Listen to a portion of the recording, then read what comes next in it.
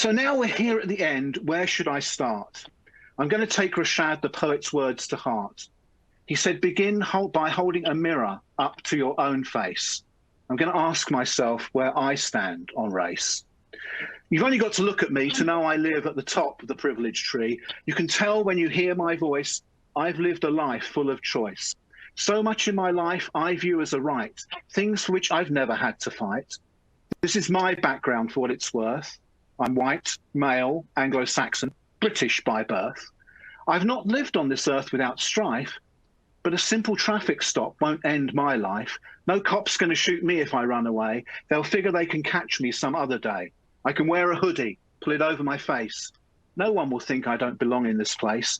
They won't be at all suspicious, you see, or end up crushing my throat with their knee. I'll not be a victim of stand your ground. No one's scared to have me around. I like to think I'm always kind, but could I have spent my whole life being willfully blind? As I age, I encounter workplace discrimination, but realize it's just a pale imitation of the continuing racial domination that long outlived those southern plantations.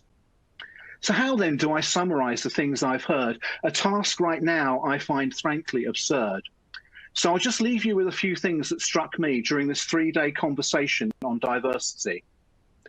While many rely on the business case as after every dollar and cent we chase, why not give a different ROI some levitation? Use empathy to multiply your return on inspiration.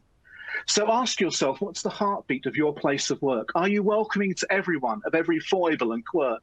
Is psychological safety the norm where everyone has a voice and is allowed to perform?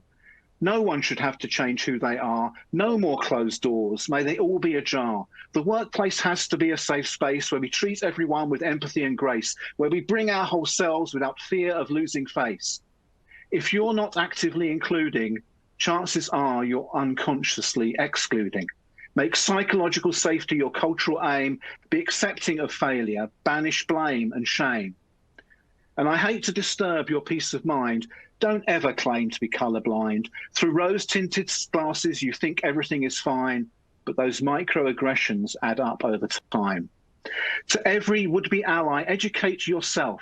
You're a participant in this struggle. You're not an elf on the shelf. There will be times when you will have to take a stand, do more than just offer a helping hand. And no matter what you might have read in the blurb, ally is never a noun. It's always a verb. And remember to increase your awareness. Everyone needs a degree of status, certainty, autonomy, relatedness, and fairness. Recognize this is going to be a long and messy road. Don't be adding to anyone's load. We are not going to fix things overnight. Realize this is going to be a long fight. In the US, you've just been through an election that reveals a nation with a deep bisection, leaving us asking how to work together across this divide. How can we move from in your face to side by side? We tend to live in social media bubbles, a situation leading to troubles. Watching TV just makes things worse, everyone living in their own information universe. But are we as polarized as we appear? We create stereotypes leading to anger and fear. Talk with the other side to address this misperception. You might be surprised by your reception. Forge a common identity, a common goal. This constant conflict is taking a toll. We're creating a human dust bowl. Is this being realistic, or am I being idealistic? To be frank, I don't know. But what's the alternative to giving it a go?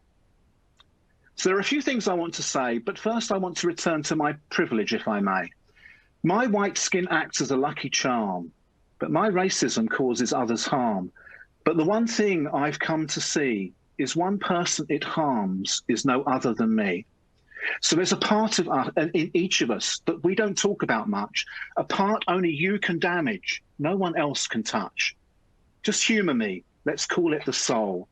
And if you're a racist, it will never be whole.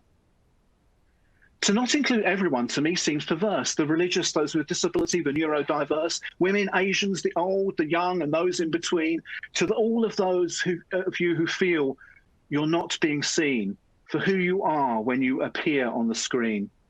The Black, immigrants, Latinx, LGBTQ with a plus, and let that plus right now mean just the rest of us.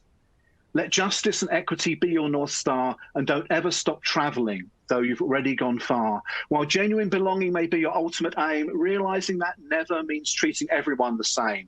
Without equity and justice, belonging is just a word. You're not building an inclusive culture, you're just following the herd. And make this then your daily reflection: how can I become a better agent of connection? Because each one of us in our own way is a treasure. We are bright, shining lights with value beyond measure. From the cell block to the C-suite, that fact is true. We need to build a world for the all, not the few. 2020 has been a year of grief, many suffering loss beyond belief. And after this year that's been hard to believe, is it any wonder folk are feeling fatigue? A huge level of wear and tear. So take the time for a lot of self-care. As Tucker said, in times of fear, we need our stories, ones to inspire our future glories. To that end, reflect on what G. Jr. said, rejecting the divisions between blue and red, bridging the divide between blue and black, recognizing the only ways forward, never back. As he stood boldly in front of that police line, he said, "I'm not your enemy. You are not mine. So let's not divide, let's combine. This one country's all we've got." As G continued, we have to share this land, no matter what. Thank you. That's it. You've got 2.5 poets for the price of one. So I hope you enjoyed that. I hope you enjoyed the event. I hope to see a lot of other people. A lot of you are I always get a little exhausted after doing one of those. We'll be in belonging. We'll be belonging on Zoom in 10 minutes, I think, or very shortly. So thank you all. I wrote most of that during the event. There were a couple of little bits that were thrown in there for something else. It looks like you enjoyed it. So we may even send you a copy. So goodbye all. I wish I could see you all now, but I can't. Okay, thank you very much. Goodbye.